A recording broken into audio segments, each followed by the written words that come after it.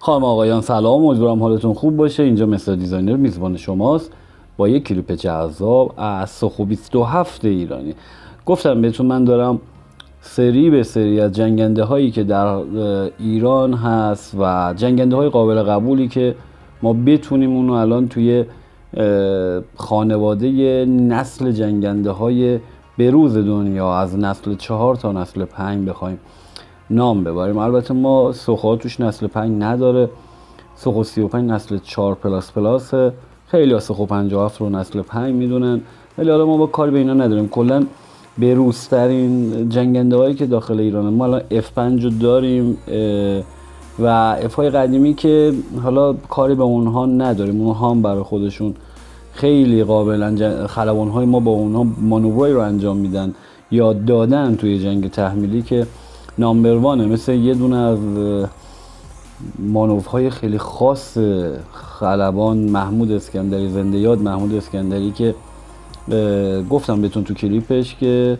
آمریکایی‌ها برای ایشون دست می‌زدن و اینکه ایشون رو تحسین می‌کردن به خاطر این مانور. توی کلیپ‌های من هست، میتونید تو گوگل سرچ کنید ببینید چی کار میکنه. به صورت عمود در میاره هواپیمایی رو که تازه از روبان بلند میشه، یه چیز کاملا جذابیه. حالا من میخوام این ویدیو رو زیاد سنگین نکنم، ببینید یه مانور فوق‌العاده از این سخو 27 که قبل این حالا توی خریدهای جدید ایران نیست. سخو 27 تو ایران موجوده و خیلی تعداد فرونداش بالا نیست، ولی مانورهای خیلی خاصی داره این سخو 27 به خاطر قابلیت خیلی بالایی هم که داره. من دیشب بود که براتون آپلود سخو 30 رو گذاشتم، ویدیوش شما دیدین، ولی خود روس‌ها مخصوصا خود پوتین خیلی از سخو 27 برای حفاظت از سفرهایی که دارن استفاده میکنن. اخیراً تو سال 2022 یا 21 بود که یکی از پهپادهای آمریکایی رو هم توی هوا خیلی جالب، حالا اونم کلیپش براتون میذارم، تونسته بودن که خلبان با یه خبرگی خاص تونسته بود با سوختی که روی پهپاد میریزه اونو منهدم کنه. خیلی سرصدای زیادی کرد. بدونید که روس‌ها از این جنگنده استفاده میکنن و روس‌ها کمتر برای جنگ‌ها و نبردهای واقعیشون از جنگنده های که توی تاب لول های بالا نباشن، لولشون پایین باشه استفاده نمیکنن و به سخو 27 رو بهش ایمان دارن.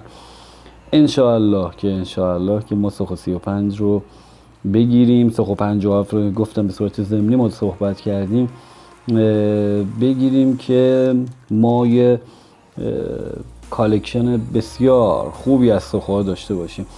یه مانور بسیار عالی از سخو 27 براتون میذارم. تو این مانور شما انواع اقسام حرکت‌های زیبا رو از این جنگنده می‌بینید.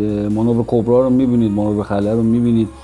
یه جایی رو تو کلیپ من خواستم قطع کنم روی اون صحبت کنم که شما به طور خاص اون رو ببینید. روی کلیپ براتون میذارم ببینید این جنگنده انگار داره سقوط میکنه و خلبان جمعش میکنه. این مانوراییه که واقعا شما کمتر جایی میبینید دوستان این رو. و اینم بهتون بگم، میگم زیاد سنگین نکنم ویدیو رو، توی تحقیقاتی که من توی این چند وقت داشتم نسبت به جنگنده ها، اگر مقامات ما روی سخوها زوم شن و اینکه بتونن این خانواده از جنگنده رو توی کشور ما زیاد کنن، ما قطعاً میتونیم با اینا به موفقیت‌های بالا برسیم، با خلبانای نامبر وانی که واقعاً حالا من بتونم شروع کنم یه سری از ویدیوهایی رو بذارم که توی اون کلکلای خلبانای خودمون رو ببینید، کارهایی که کردن رو ببینید و الان دارن انجام میدن رو ببینید. اینا عین اون راننده خوبی، یعنی مثلا راننده رالیواز میمونه که یه دونه ماشین مرسدس بهش بدی یا اینکه بیای مثلا ببرش روی پراید بشینی و قطعا میتونه اون راننده با مرسدس بتره کنه دیگه. دقیقاً خلبانای ما هم همین جوریه و این لحاظ خلبانیش و اینکه لحاظ مهندسی معکوس ما قطعاً به سخو 35 نیاز داریم، قطعاً به سخو 57 نیاز داریم. همین سخو 27 رو میبینید شما، من توی یک ویدیو گفتم سخو 35 نمونه ارتقا یافته سخو 27. خیلی اصلا سخو 35 رو خود سخو 27 میدونن، فقط اینکه یه مقدار توی قسمت رادار و یه مقدار توی حمل جنگنده ها و دقت راداری بیشتر سوخو 35 ارتقا پیدا کرده، ولی همون سوخو 27 که تو کشور ما الان موجوده و خلبان‌های ما با این میپرن. به قول یکی از مقامات ما، آیندگان توی نبردهای واقعی، توی میدان نبرد واقعی میبینن که ما با این جنگنده ها چیکار میکنیم و خلبانه های ما مثل آقای عباس بابایی، شهید عباس بابایی چیکارها کردن توی جنگ. یعنی واقعا اگر تاریخ برگرده به زمان جنگ تحمیلی، یعنی الان رو ما با این امکانات، با این تکنولوژی برگردونیم به زمان جنگ تحمیلی، اون موقع میتونستیم بازتاب بدیم که چی کارا داره میشه. هر روز داشتن گل میکاشتن.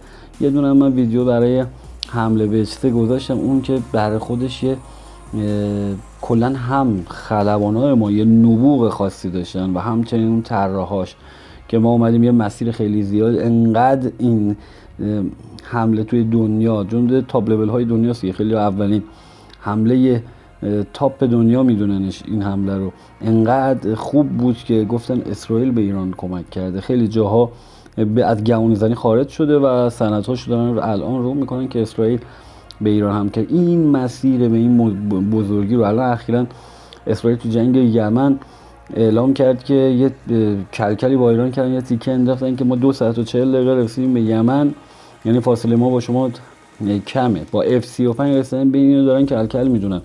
ما با افای خودمون اون زمان با 2 بار سوختگیری توی رفت، 2 بار سوختگیری توی برگشت، بدون اینکه رادار بگیره، مرز بین ایران، عراق و ترکیه رو تو ارتفاع پایین، یعنی حد جاهایی به 50 متر تو مناطق کوهستانی، اون مرز به اون بزرگی رو رفتن که رادارها نتونسته خیلی جا بگیره ازشون.